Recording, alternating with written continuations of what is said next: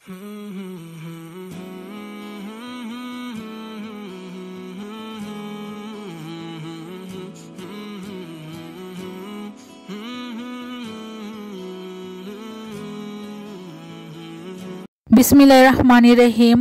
আসসালামু আলাইকুম এভরিওয়ান। সবাই কেমন আছেন? আশা করছি আল্লাহর রহমতে সবাই ভালো আছেন। অনেক দিন পর ব্লগ নিয়ে হাজির হলাম আপনাদের সামনে। আশা করছি ব্লগটি আপনাদের ভালো লাগবে। আসলে গত সপ্তাহে আমরা পিকনিক করেছিলাম সবাই মিলে, তো ভাবলাম যে আপনাদের সাথে আমাদের পিকনিক জার্নিটা শেয়ার করি।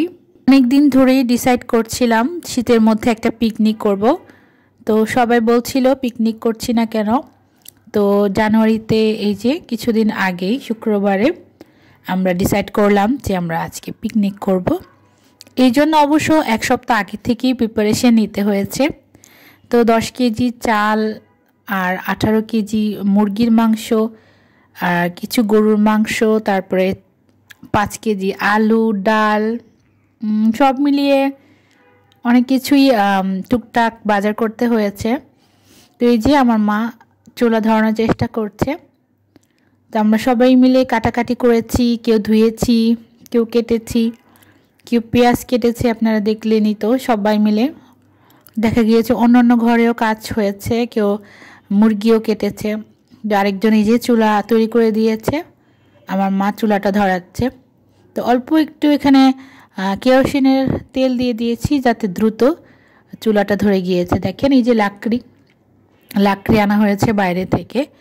তো এটা হচ্ছে আমাদের বাসা, আমাদের নিজেদের বাসা। তো আমাদের এখানে রুমের পাশেই এরকম একটু জায়গা আছে। তো আপনারা তো জানেনই এখন ঢাকা শহরে এক চিলতে জায়গা পাওয়া যায় না আসলে। তো আমাদের রুমের সাথেই একটু জায়গা আছে, এখানেই আমরা মূলত রান্নাবাড়া করি। তো প্রতি বছরই আমরা চেষ্টা করি আমাদের বাসা যে ভাড়াটিয়া আছে সবার সাথে মিলে আমরা পিকনিক করতে।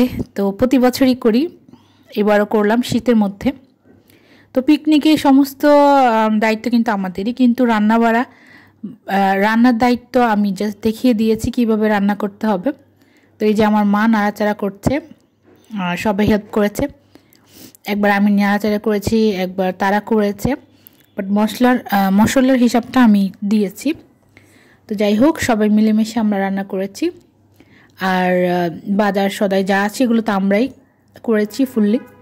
তো সকাল থেকে কাজ শুরু হয়ে গিয়েছে, সকাল 10টা থেকে। তো 12টা থেকে আমরা এসেছি। এরপরে এই যে কাটা বাছা ধোয়া একদম 2টার মধ্যেই কমপ্লিট। তো 2টার মধ্যে কিন্তু আমরা এই যে রান্না বসিয়ে দিয়েছি। এখানে আমার মেয়ে মাশাআল্লাহ দিলে যে ওর বান্ধবীদের সাথে বসে খাওয়া দাওয়া করছে। তো দুপুরে কিছু নয়, যে ভাত আর ডিম ভাজা। তো একটা কিন্তু এক পাতিল রান্না হয়ে গিয়েছে খিচুড়ি। আমি এখানে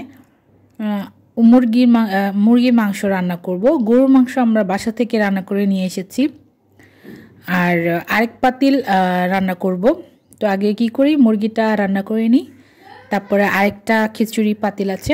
এই যে খিচুড়িটা আমরা নামিয়ে নিয়েছি, আরেক পাতিল খিচুড়ি বসাবো। যেহেতু 10 কেজি চাল, তো 5 কেজি করে আমরা রান্না করেছি। চালের মধ্যে কিন্তু আলু দিয়েছি, খিচুড়ির মধ্যে আলু দিয়েছি, তারপর ফুলকপি দিয়েছি অল্প, আর গাজর দিয়েছি। মানে অল্প সবজি দিয়ে ভুনা খিচুড়িটা মূলত তৈরি করেছি। এই যে আমি এখন মুরগিটা রান্না করব।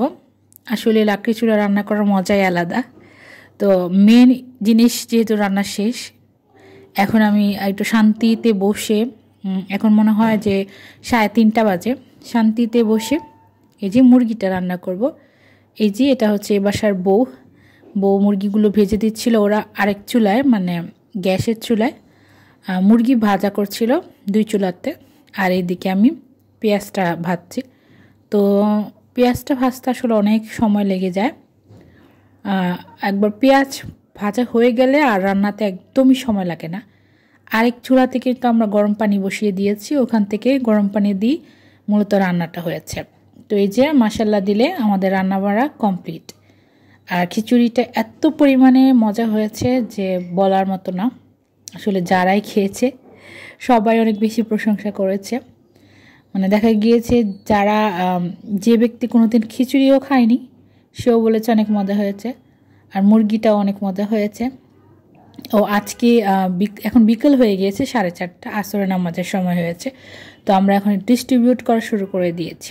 এটা হচ্ছে আরেকটা মুরগির পাতিলও 2টা, খিচুড়ির পাতিল 2টা। তো ডিস্ট্রিবিউশন শেষে বিকালবেলা সন্ধ্যাবেলায় আমাদের গেস্ট আসবে। তো আমরা গেস্টের জন্য গরু মাংস রেখেছি, আর আমাদের আশেপাশে কিছু মানুষের জন্য গরু মাংস। তো এটা হচ্ছে রাতেরবেলা বাসায় আসার পরে। সারাদিনে ঠিক মতন খাওয়া দাওয়া করতে পারিনি, তাই যে বাসায় এসে একটু খাওয়া দাওয়া করছি। আর রাতের বেলা এসেই আমি একটু ছুরি শুটকি ভর্তা করেছি। আসলে এত ভালো লেগেছে, মানে কষ্টও হয়েছে, তারপরে দেখেন এত আমার এনার্জি। আমি ছুরি শুটকি ভর্তাও করেছি, টমেটো ভর্তা করেছি। এরপর এখন আমরা খাওয়া দাওয়া করবো। তো মোটামুটি সবাইকে দেওয়া হয়েছে, আমাদের পাড়া প্রতিবেশী দেওয়া হয়েছে, আত্মীয় স্বজনের সাথে মিলে আমরা খেয়েছি একসাথে। তো আশা করছি ভিডিওটি আপনাদের ভালো লেগেছে। সবাই ভালো থাকবেন।